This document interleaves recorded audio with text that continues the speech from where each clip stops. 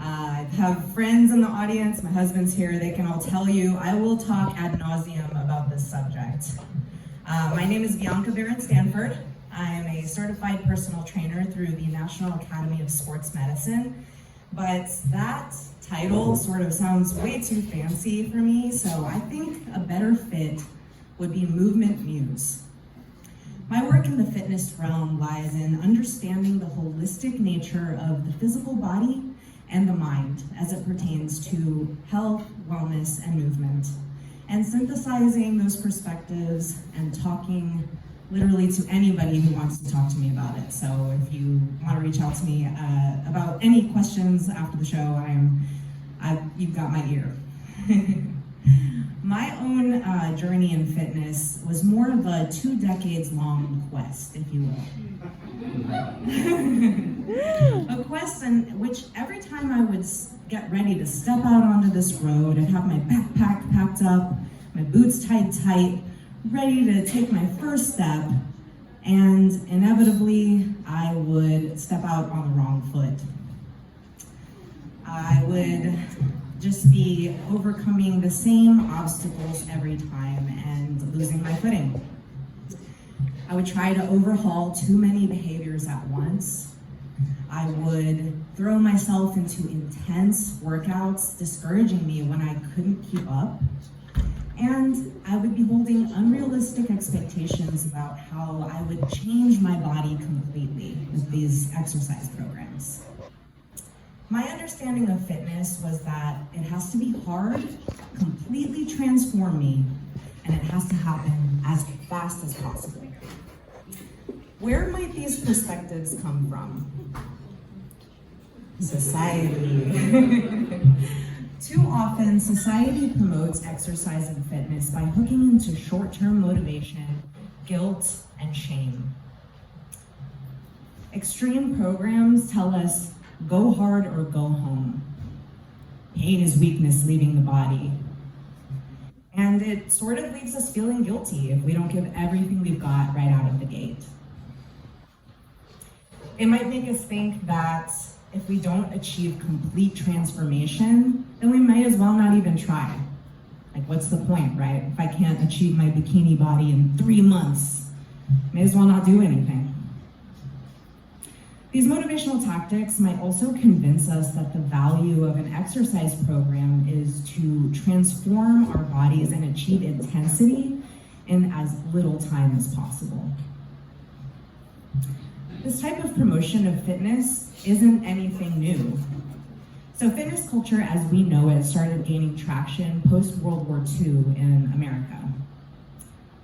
Modernization of the workforce, as well as increasingly sedentary lifestyles, led to a broadening market for these types of programs: body transformation, health, getting as voluptuous as possible in as little time as possible, as well as other products that kind of were a bit dubious and made some pretty fantastical claims. Advertising also went for the jugular back then, as you can see from some of these ads. One of these pictures was actually pulled out of a comic book that came out in 1996, so it's actually pretty recent that we were seeing these types of marketing images about fitness. Sadly, motivational tactics haven't quite changed all that much since then. Though not as outright insulting as their counterparts, the message hidden in the content still echoes the same destructive directives. Extreme transformation now or lose. Now, is it working? I don't think so. And it's a little bit sad. So I think if this type of motivation was working, I think we'd see a higher rate of adherence to exercise and fitness throughout our lifetimes. But these motivational strategies are undoubtedly linked to this staggering statistic. And only 24.2% of adults actually met the recommended guidelines for both strength training and aerobic activity in 2022, according to the Centers for Disease Control and Prevention. What if society's dialogue of fitness was based more on creating a long-term and joyful journey in movement? I hope to share some ideas tonight that might help shift your own internal perspectives about exercise and fitness, and about how the science supports this idea. Cultivating fitness as a lifelong practice harnesses the holistic dynamic between the physical body and the mind to allow a safer and more enjoyable journey in movement.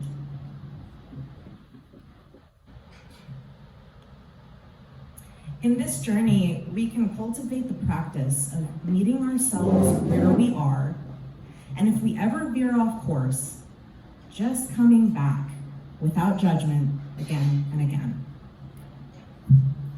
Because, let's be real, life is variable. There are a plethora of variables that contribute throughout our lifetimes to our health and well-being. And these are determinants that are ever in flux. So they're ever changing a lot throughout a lot of our lifetimes. That's kind of one of the givens of living, right, is change. Bodies change with age, our goals might change, our resources and environment change, resources like time and money. And I think that if we can build the expectation in that fitness is not a linear journey, that allows us to more easily come back and try again, rather than getting caught up in this cycle of failure, demotivation, and discouragement. Meditation is a very impactful practice that's rooted in ancient Hinduism and other Vedic traditions. But in the modern Western philosophy that we commonly practice in the West today of meditation, what do? You breathe in, you breathe out. Lose focus on the breath, simply guide your awareness back to the breath. And the same method can be applied to your fitness journey. And if we do learn to see it as more of a journey, then time is on our side. So drop the immediacy and urgency. Focus on the step right in front of you. Like that famous saying goes, a journey of 1,000 miles begins with one step. If time is on your side, allow yourself the chance to find pleasure in the activity. Try on different types and forms of exercise until you found one that actually keeps you coming back because of the joy of it. And time might actually be necessary for our bodies, and a very important factor in how we progress throughout our fitness journeys. When it comes to choosing a fitness program or when we get started, it can be tempting to dive in head first into the deep end of the pool. I've done it so many times over the last 20 years, and it doesn't end up always working out for our best interests, especially when we're coming back to or beginning fitness endeavors for the first time. So those programs that tell us that we should go hard or go home, if you ever see that, look at that with a little bit of scrutiny, because they're actually advising you on something that works against your body's physiological processes. Time is necessary for the body's adaptive processes to take effect. So let's take a look at a few adaptations that build up over time to help us mitigate fatigue and also increase our tolerance to exercise. The cardiovascular system. It does a lot of wonderful things for us. I want everyone, if you can, join me in putting your hand over your heart just for a moment and thanking it for what it does for us. It is life-sustaining, and we forget that, it's constantly doing its job. So what we can do to support it, I highly encourage you to do. Other than just keeping us alive, which is pretty important, it also supports many of our body's processes during exercise. So with each pump, it brings oxygenated blood and nutrients to working muscles and tissues, and also clears away metabolic byproducts that build up in our muscles while we exercise. But maybe the most relevant one or most notable one when we're actually, out there we're trying to do a power walk near the lake or trying to go for our first run is exercise heat acclimation. So this actually helps us to minimize the physiological strain and help the body better sustain whatever activity that we're doing. Muscle contraction actually creates energy as one of those byproducts of energy production. I'm sorry, it creates heat. So, that's pretty obvious to everyone who's ever tried to do an exercise program. Maybe that got your heart rate up a little bit. You're gonna have some sweating going on, probably feel really overheated, even if it's like a nice 50 degrees outside. Heat as a byproduct is swept away by a lot of these adaptations. So consistent cardiorespiratory exercise elicits these, and they drive the mechanism that actually cools our body down during exercise. Adaptations like increases in total body water, plasma volume expansion, better sustainment and elevation of stroke volume, so maximizing how much blood pumps out of your heart to the rest of your body. Improvement in myocardial efficiency, and that's just like a fancy way of saying improvement in the way the muscle of the heart actually works. And enhanced skin blood flow and sweating responses is probably the most important to this exercise heat acclimation that we can see. The good news, it only takes moderate cardiorespiratory training, so nothing crazy. You could even just be kind of walking at a pace that allows you to speak comfortably with a friend. And that's all you need for this adaptation. So it's pretty cool. Tendon is a fibrous connective tissue that attaches muscle to bone. And it actually allows for the transfer of the strength and force that's created within the muscle to transfer to bone so that movement can occur around a joint. So without tendon, you could be as strong as you wanted, but I'd basically just be a bunch of bones, just a skeleton, really. So tendons are made of mostly collagen. They have some blood vessels and nerves in them, but it's, for the most part, a bunch of collagen bundles that are all sort of braided and kind of in imagine like a guy wire or some suspension bridge or something like that. So that's what tendon kind of looks like or resembles. So chronic moderate resistance training or cardiorespiratory training that has sufficient impact is actually going to increase the total number of collagen fibrils and the diameter of each of these fibrils, as well as the packing density of the fibrils within that tendon structure. So all of this contributes to increased load capacity and tensile strength. But the important thing about tendon is that it responds best to chronic, moderate levels of load over time, rather than loading it with intensity right out of the gate. So if you can take a look at this table here, it shows the different effects of mechanical load on tendon at different intensities. So we have the low intensity one, that's not gonna create as many adaptations, but so I'll focus a little bit more on moderate and high levels of load. So moderate levels of load, as you can see, they're going to improve the tensile strength. You're going to see more collagen synthesis, which means more of those fibrils in the tendon, and lower levels of adhesions and inflammatory markers. So that second part is a really good thing because you're getting the benefits of the exercise on the tendon, but you're not sort of incurring the side effects of higher loads, which you can see have a detrimental effect on tensile strength and lower the collagen organization that happens in the tendon, while also raising those inflammatory mediators. So creating more adhesions and potentially feeding into the cumulative cycle of injury. So it's clear that tendon load bearing capacity really benefits from moderate progressive stimulus to avoid those inflammatory responses that are associated with cumulative types of injury. This next slide is gonna bring some flashbacks maybe from like grade school, but the mitochondria is the powerhouse of the cell. And if I could like have everyone chant that would be like a dream come true. It's the powerhouse of the cell. Awesome. That's great. Thank you, y'all.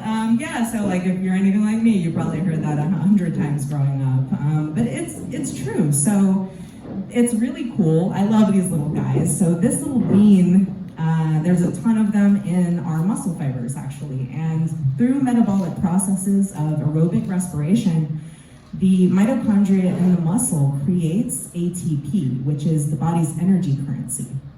ATP, or adenosine triphosphate, is a nucleotide that provides energy to drive and support many processes in living cells. So all of our living cells have these mitochondria in them, constantly acting like power plants to power our bodies. So some of the cool things that we use that energy for is nerve impulse propagation, chemical synthesis, and muscle contraction. So with consistent demand through moderate intensity training, both strength and cardiorespiratory training, the quantity and quality of these mitochondria can actually increase. And that's pretty cool to me because it really does enable the energy production to rise and meet the level of demand. So imagine that you're trying to jump into one of these like 100 squats a day or 100 push-up a day challenges. You're probably gonna feel really fatigued and wonder, what's wrong with me? Why can't I do this? Well, you gotta give your body a little bit of a chance to create those adaptations so that you can actually produce the energy necessary for those muscle contractions that you're asking it to do. So these are just a few of the transformations that our bodies undergo, and it can take up to 6 weeks or more of consistent stimulus for some of them to take place. So you can imagine how it might be ill-advised to jump into some extreme program right out of the gate. To reduce risk of injury and excess levels of fatigue as we move, it's important to give our body sufficient time to progress from lower intensities to higher intensities of exercise. And the principle of progressive overload actually supports this idea. It's kind of a buzzword right now. I'm not sure if any of you have heard of progressive overload in strength training, but it's essentially a fundamental principle of exercise program design in which several variables are sort of modulated depending on the outcome that is desired by the person training. So it can be your repetitions, your frequency, resistance used. You can modulate those variables depending on what outcomes are, what your outcomes are. So it is very goal dependent what you're going to do as far as like frequency and reps and sets. But no matter the goal, I think it's important to mention that optimizing training is all about balancing stress and recovery. And this is a pretty good continuum to kind of show that there is sort of a disadvantage. If you go too hard too soon, you're gonna see detrimental effects on the body. Too little stimulus, and the body won't really undergo very many adaptations. So you kind of could stay stuck a little bit at the lower intensities. But excessive levels can result in fatigue, injury, and also psychological demotivation. So the National Academy of Sports Medicine actually recommends that increases in training variables should be kept within 10% or less each week. And this is for gradual adaptation. So the consistent incremental nature of this, the kind of stair-stepping, allows us to find the minimal effective dose of how intense we actually need to be in our exercise in order to produce the adaptations. That's going to vary from individual to individual as well. So it's a very personal sort of journey in which you can experiment in finding, okay, what's that sweet spot for me? And I want to remind everyone that extreme strain does not necessarily equal effectiveness. So Increasing any variable too quickly or too many at once can be detrimental and counterproductive. Yes, the stimulus must continue to be challenging so that you can have a stair step to climb up to, but you don't need to push yourself to the limit right away. Exercise science confirms that a moderate approach to training that progresses slowly over time yields comparable results to the more extreme programs while minimizing injury risk. All right, I'm gonna say the P word. Sorry, guys. It's no secret that posture, or that modern living is hard on our posture and hard on the human movement system, and I'm sure everyone's sick of thinking and considering their posture, but it is pretty important.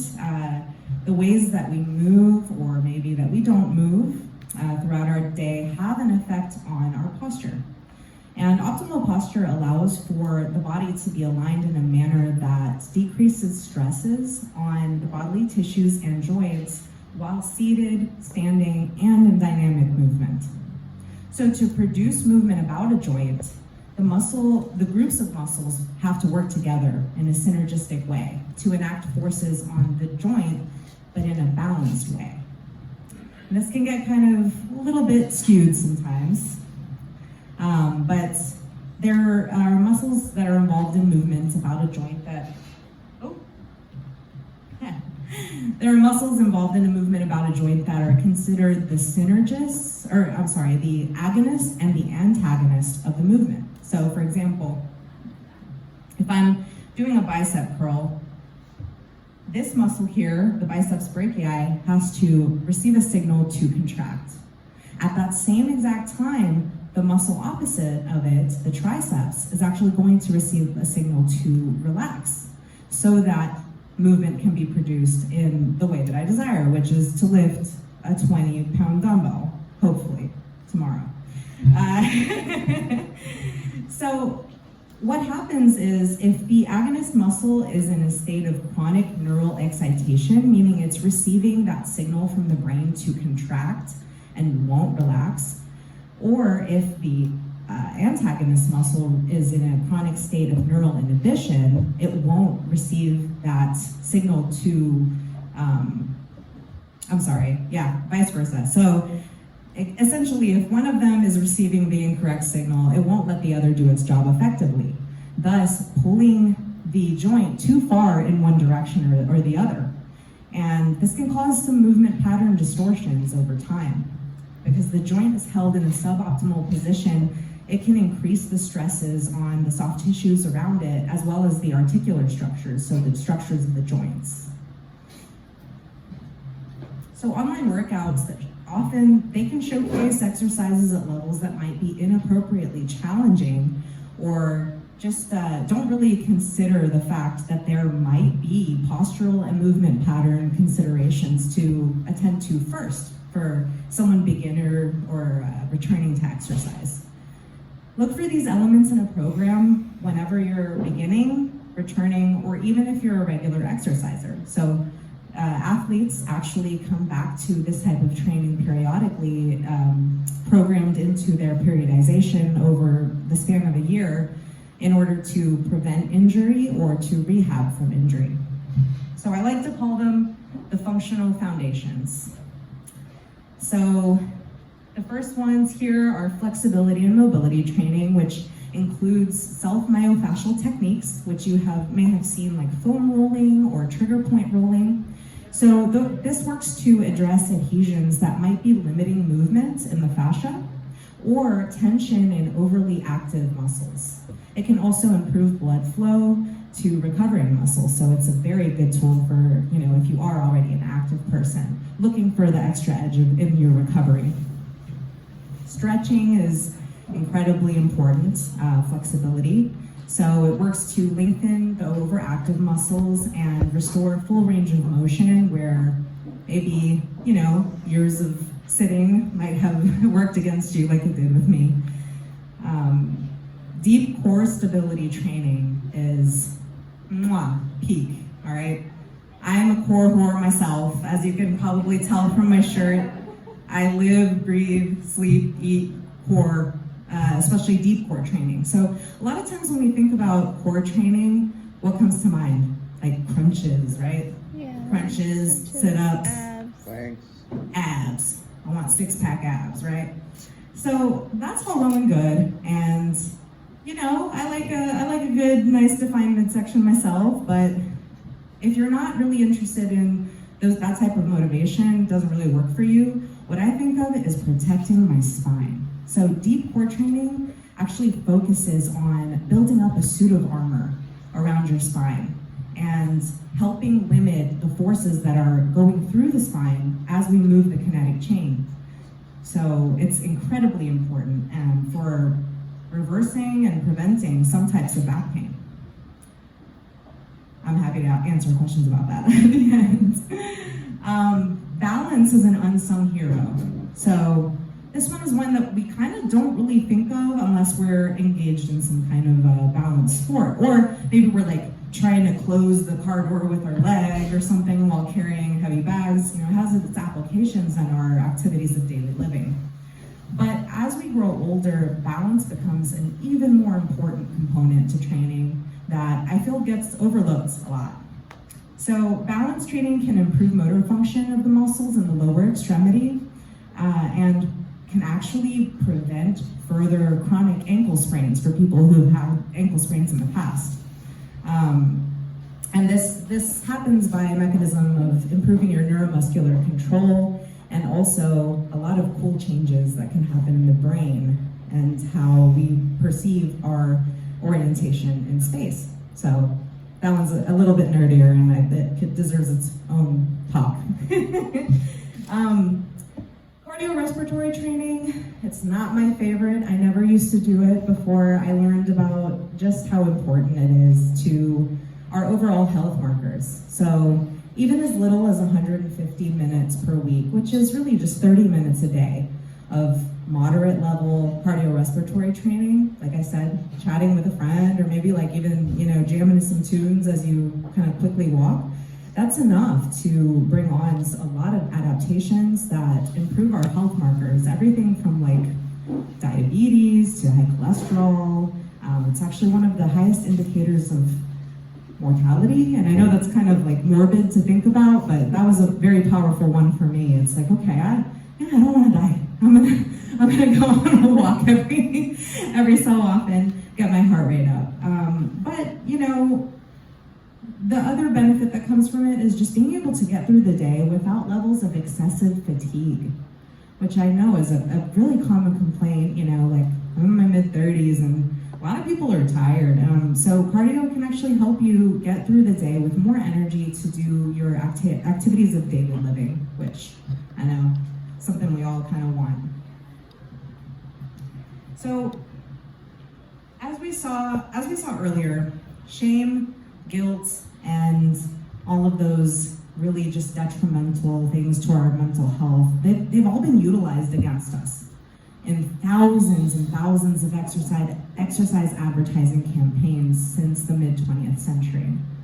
So inevitably, our internal dialogues, they're going to be shaped by some of those ideas that they've been perpetuated towards us. It's like this psychic attack, right? Even if we don't consume that kind of media, no commercials, no TV, we're still receiving those messages, right? So what might your own inner voice be saying whenever I'm talking about exercise and fitness? Why is this important? Well, two main factors that are invaluable contributors to exercise adherence actually come to mind. And those are self-efficacy and emotional support. So self-efficacy is a person's belief in their ability to complete a task or achieve a goal, and encompasses our own confidence in ourselves to control our behavior and exert an influence in our environment. This helps us stay motivated in the pursuit of any goal that we might set, so it's pretty critical. Emotional support is also just top importance, especially in my own, personal training practice. I try to provide this for my clients because emotional support is going to leave a person feeling good about exercise. So it involves encouragement and positive reinforcement that's provided usually from one individual to another, and includes being caring, empathetic, and showing concern. Now, if our internal dialogues are based in the shame and the guilt and the short-term motivation, how can we expect to improve our self-efficacy or feel supported enough to overcome the obstacles that might present themselves along our fitness journey? The great news is that you don't need to hire a personal trainer for this, because you can be your own compassionate coach through the practice of self-compassion. So self-compassion draws from the writings of Buddhist scholars, and it's a way of living that can help to inoculate us against the effects of shame and guilt in our lives. There are three main components to self-compassion, and I'll leave these up a little bit longer. No matter how many times you hear these ideas, I feel like it's so important just to take them in again and again and sort of have them reinforced in our brain spaces. So there's self-kindness, and that entails being warm and understanding toward ourselves when we suffer, fail, or feel inadequate, which suffering, failing, and feeling inadequate for some people goes hand in hand with their fitness journey. Rather than ignoring our pain or self-flagellating with self-criticism, we can instead offer ourselves a gentle and kind presence. We can offer ourselves that emotional support, right? Common humanity. So that's really important, because the definition of being human, I feel like, is that you're mortal, vulnerable, and probably most importantly, imperfect. We're not perfect, we don't claim to be. We all slip up and make mistakes. But what common humanity does is it fosters our sense of connection in those moments, rather than isolation, so that we can feel more connected to others in times of failure, or maybe when, we just didn't live up to the standard. And third, but mostly my favorite one, I guess, that I love to practice every day is mindfulness. And this one is also a buzzword that you might have heard of. But mindfulness is a non-judgmental mind state in which you observe your thoughts and feelings as they are, without judgment, without trying to suppress or deny them. But at the same time, mindfulness requires that we don't over-identify with thoughts and feelings, so that we can avoid being caught up and swept away by the negative reactivity that might happen through cognitive distortion. But some of you might be thinking, will too much self-compassion undermine my motivation? So will I become self-indulgent and not do anything if I just allow it to happen when it happens? Well, the research actually shows that no, self-compassion is strongly associated with an increased intrinsic motivation that comes from within, and the desire for the health and the well-being of the self. So actually leading to a heightened personal initiative to make changes in one's life, behavior changes and all of that. It becomes a little bit easier when we can forgive ourselves and try again the next day. All that is to say, I think belittling ourselves into behavior change, it doesn't work over the long run. Like, we keep kind of slamming our heads against it over and over and over again, trying to force change, and it just really isn't gonna work. Over-identifying with critical judgments actually can reinforce cognitive distortion and exacerbate the poor outcomes of low self-efficacy. Extreme programs that prioritize fast results over the health and longevity of the body are only going to leave us overly fatigued, possibly injured, and wondering why fitness has to be so hard. But it doesn't have to be. I'm grateful to have had the opportunity to share with you all a gentler and kinder way to approach the lifelong practice that is physical fitness. And I hope that everyone can take just a little bit of what I've shared with you tonight that works for you and apply it toward reaching a place of peace and joy in your movement journey. Thank you.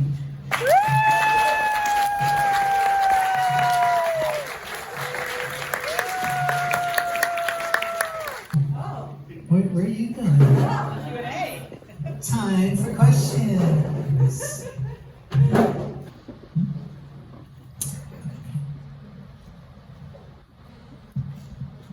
Great job, Vianca. First of all, what is the workout that involves being on a giant stand? Oh, that's the Kindness Goblin 50-day program. Okay. Where, yeah, you learn to be a little more cottagecore and like release the highly driven sort of nature of capitalistic consumerism. Yeah, that one. But my real question was around the 10,000 steps. Where does that come from, and is there actually any way that you're supposed to get 10,000 steps a day? What? No, I guess does that relate it in your mind to the recommended, like the Fitbit's telling you to get 10,000 steps a day in order to achieve your like health goals? Oh, right. So actually that figure of the recommended steps per day is arbitrary, and they just came up with that as a marketing device to sell watches. So it's not really as important to, I guess, get a certain amount of steps per day, but for some people, quantifying it in that way can help them stay a little bit more consistent in trying to get more activity. So, you know, if it works for you for whatever reason, I say go for it. The quote that I said, I'm not sure. I've heard that so much over my life that I really don't know where it came from. I just kind of ad-libbed that one.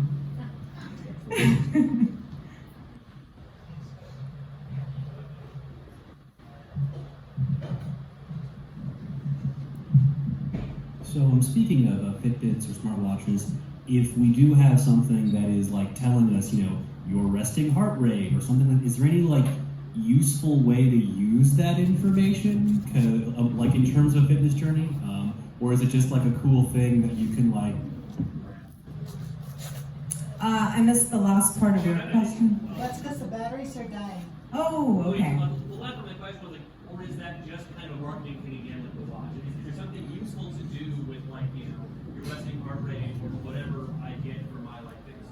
Oh, yeah, sure. So, yeah, resting heart rate is a really good metric just to have an understanding of what your kind of like basic heart status is when you're at rest. But the one that I like to kind of look at a little bit more is using the resting heart rate to actually find out what your ideal heart rate should be during a moderate intensity cardiorespiratory training session, because it can actually vary depending on what your resting heart rate is. So if you have that information, that's a really good piece of info to have to sort of get a baseline of where you're at so that you can see, okay, is this program going to be achievable for me and you know, safe even? So it's a really good piece of information to have. But if your watch also has heart rate max, that's an even more helpful one to kind of help you see like where you should be in those training sessions. Cool. I have a follow-up. Okay. What other metrics like that are helpful? So I will say that those two are pertaining mostly to cardiorespiratory exercise, which is like awesome, you know, and really getting the 150 minutes per week is going to give you all of the major improvements to your health markers. So that's what I'll say about that. But other evaluations and assessments that might be necessary at first, that could sort of, you know, be a useful thing to have a professional's opinion on, are movement assessments and sort of ratings of your perceived exertion during exercise, because it's going to help determine, again, what is a reasonable place for me to be starting out, especially if I'm coming back after a break, or if I've just not really been seeing a lot of ability to be consistent with more intense programming. And for those setting those baselines, that that requires help of a professional like yourself? Right, it's something that I hesitate to tell everyone to do as much research and stuff as I did for it to be something that I'm comfortable doing, and of course the certification helps. If you're nerdy enough, you could figure it out on your own. But it is something that it's much easier to get somebody who's used to looking at, movement and movement patterns, especially in beginner exercisers, to sort of evaluate where you are and see if anything needs to be addressed before moving on to more intense exercise. All right, next question. Okay, all three of you.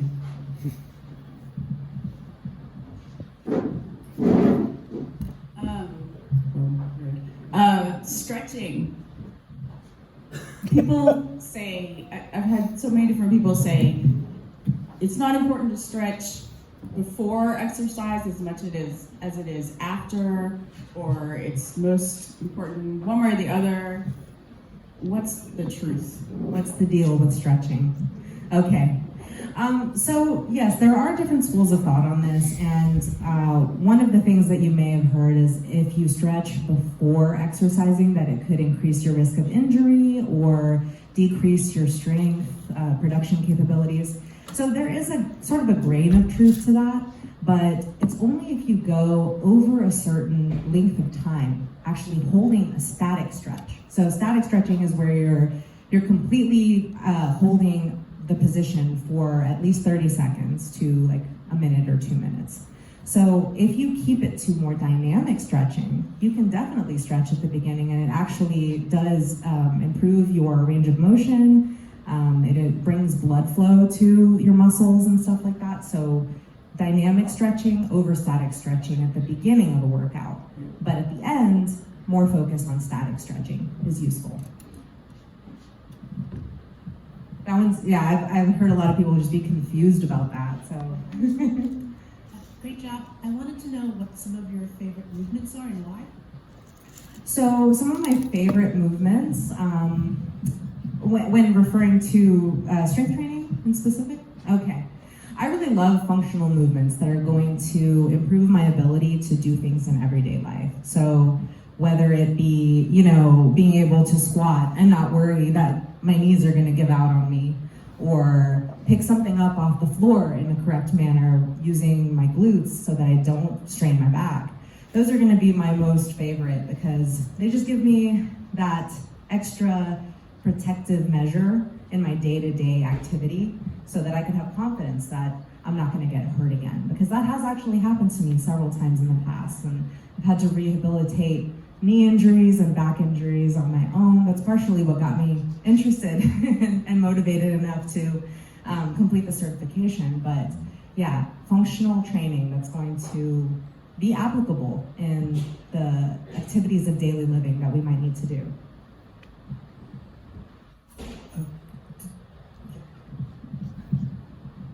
Great talk. Thank you. So I'm curious about your thoughts, and I really, appreciate your approach and advice. I'm curious your thoughts on why it seems there is a substantial minority of people who, even though we have so much cognitive science at this point that says motivation via cruelty does not work on people, why there's a lot of people who seem convinced that it does, and that you're somehow coddling people in their bad behaviors or bad health if you don't call them out. Right. So I think